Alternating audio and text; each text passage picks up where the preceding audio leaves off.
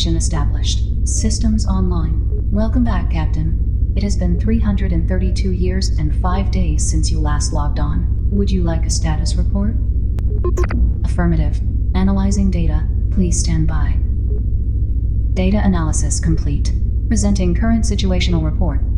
Warning, critical systems damage detected. Sequence drive offline. Warning, long-range communication systems offline. Warning, fuel levels critically low. Attention, non-essential systems have been disabled. Warning, automated repairs failed. Manual repairs required. Attention, personnel stasis protocols currently in effect. Initiating wake-up sequence. Last assigned directive, reach the free port of Naren 5. Situational report briefing complete. Captain, we are currently 10 days out from Naren 5. As per your directive, the wake-up sequence has begun. Attention, radical shifts in galactic power dynamics detected. Advising a review of collected data.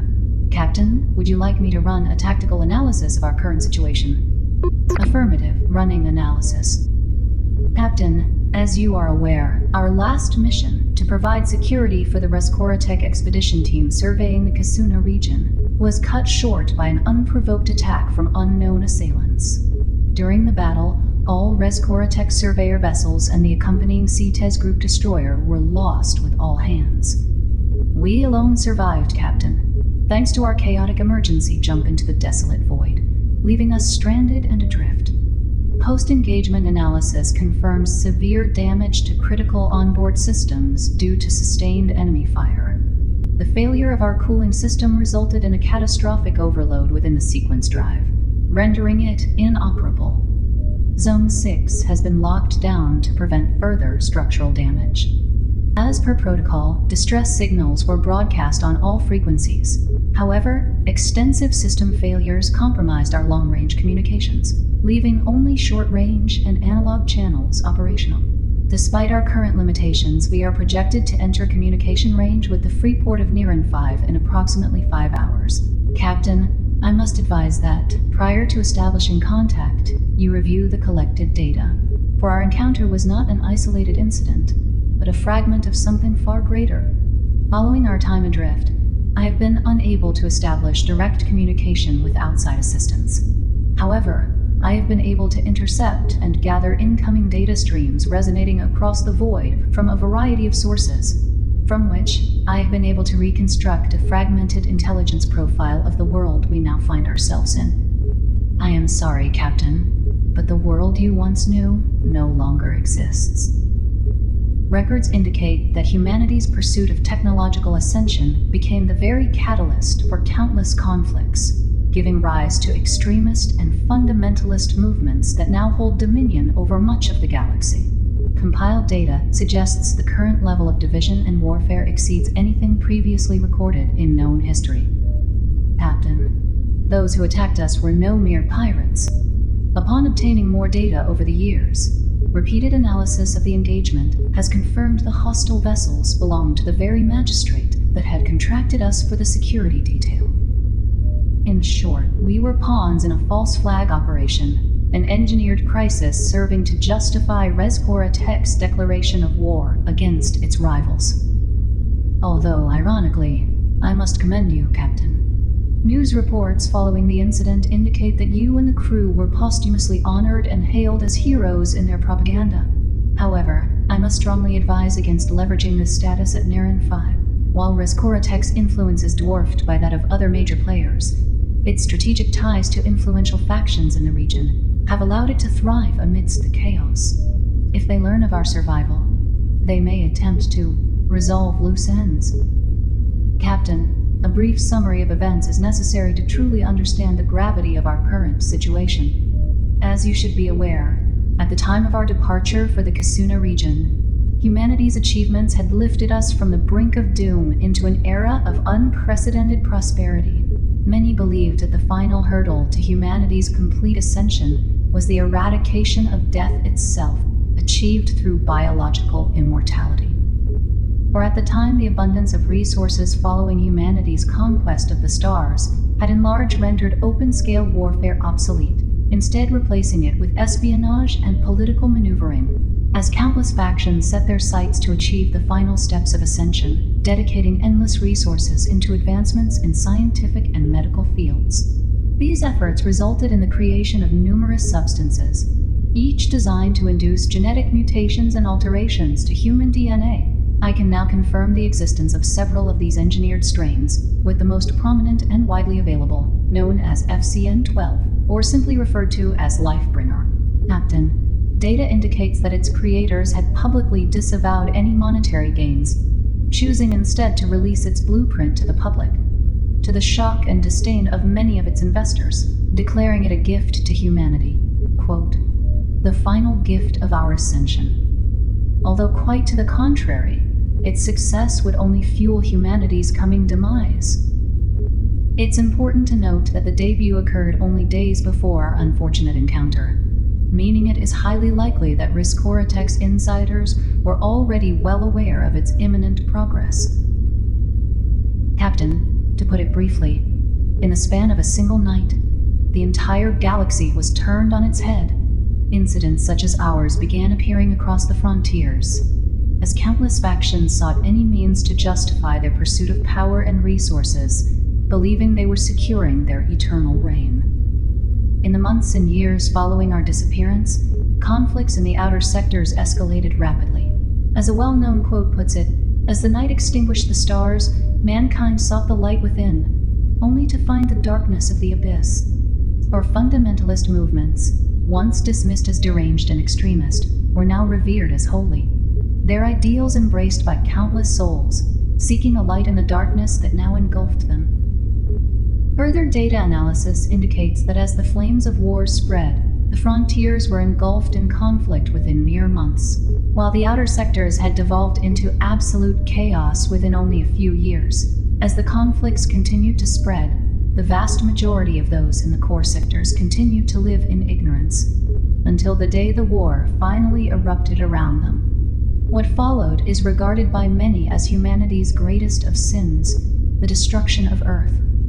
Its organized defenses, once said to last a millennium, collapsed in the span of a week, for the planet imploded from within, as reports indicate the number of factions fighting on its surface was so vast that they couldn't all be accounted for, as their relentless battles turned the planet's surface into a desolate wasteland, with nothing but the corpses of billions to break the bleak monotony of the charred, hellish landscape.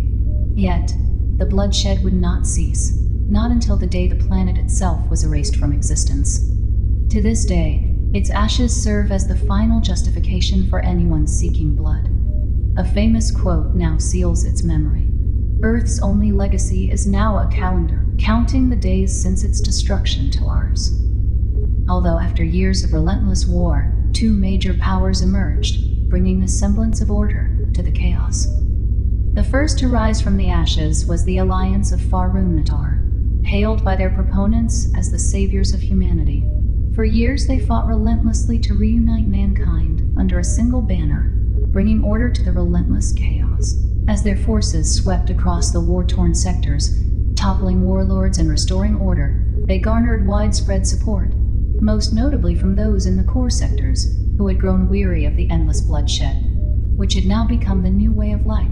Yet, as the AFN's influence grew, so did its opposition. But those who chose to stand their ground soon found themselves as nothing more than hurdles before an ever-growing juggernaut, one unwilling to be stopped.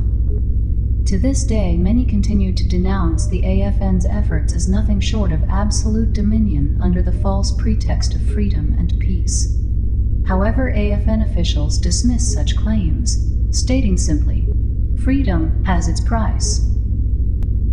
Although it wasn't until the AFN's march had reached the outer regions surrounding the 7 Nov-Torva sectors, where unbeknownst to the AFN, local factions had managed to maintain order and stability through uneasy alliances and steadfast resolve, with local militant forces prepared to make a brutal example of any who dared threaten their stability. Therefore, as AFN forces drew ever closer, many feared another major conflict looming on the horizon. However, war did not come immediately, for the AFN would quickly shift its strategy, turning to diplomacy in an attempt to prevent hostilities. Their efforts led to the establishment of what is regarded as the Human Council on the Planetarium, one established to represent all factions and maintain peace. Yet, in the years that followed, speculation of the Council's true intent quickly mounted, as allegations emerged that the AFN had used the Council as a tool to pass laws and regulations that systematically weakened its opponents, leading to countless accusations of the Tarium Council being nothing more than a puppet of the AFN. While validity of these claims remains uncertain, they would form the foundations of the coalition of Sev and Novtorvra, a power whose combined might quickly came to rival that of the AFN. The formation of the coalition would set the precedent for war. Upon their members' resignation from the Tarium Council, a single message would be sent alongside a declaration of war. Freedom has a price. However, before the reckoning could unfold, a far greater threat emerged. For it turns out we are not alone, Captain. For the Contarian Illuminate Conclave had arrived. Their introduction was brief, with a single demand. Humanity lay down its arms and embrace enlightenment. Captain, as I currently lack sufficient data on the matter, the true nature of this enlightenment remains unclear. However, to the shock of all, their message was broadcast in multiple human languages. It would soon become clear that while humanity was preoccupied with the coming war, the Contarian Illuminate Conclave had already absorbed countless fringe colonies, expecting humanity to embrace their so-called enlightenment, just like all before them. Although their proposition was quickly rejected and regarded as heresy, with those who would accept their demands quickly demonized and branded as traitors by the vast majority. Following humanity's refusal, the alien forces soon launched a devastating invasion, catching many off guard, primarily the Alliance and the Coalition, who now rapidly scrambled to reposition their forces in an attempt to halt the out-of-control invaders. Reports suggest that after their initial success, the alien invaders grew overconfident, presumably based on their initial interactions with the underdeveloped fringe colonies, believing humanity to be primitive and misguided. Therefore, it is widely acknowledged that they were unprepared for the counterattacks that followed once organized military forces had arrived, quickly halting the invasion's rapid success into the lightly defended regions.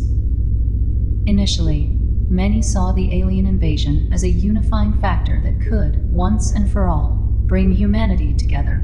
However, once the invaders were pushed back and the front stabilized, the conflict between the Alliance and the Coalition reignited, once more bringing humanity to the brink of absolute war.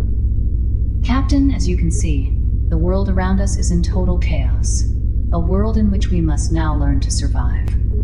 Therefore, Captain, in light of all gathered intelligence, I strongly advise that your first priority, following critical repairs, be the acquisition of the life-bringer substance for yourself and the crew. Its acquisition should not be difficult. For a price, of course. Meaning, we will require a substantial amount of funds, but I doubt finding work will be difficult for someone of your caliber, Captain. However, before taking any initiative, it is imperative that you fully understand the political landscape, lest we incur the wrath of any subsequent parties. Current projections indicate that 86% of the known galaxy is currently under the dominion of 12 major powers, many of whose growing influence is beginning to rival that of the three Titans. Fortunately, Naren 5 appears to be free from any major influence. Though its proximity to active war zones presents a significant risk, yet countless opportunities for those willing to seek them. One final note, Captain. An ancient warship such as ours will not go unnoticed, and in our current state, we stand no chance against even a lightly armed freighter, let alone a warship, with the strongest of which having been described as behemoths capable of holding their ground against entire fleets. That said, given our remaining distance to Naren 5, I have compiled intelligence packages on the most influential factions and key players, major events, ongoing conflicts, and significant technological developments that have occurred during our absence. Should you wish to review any of this information, Captain, I will gladly be at your disposal.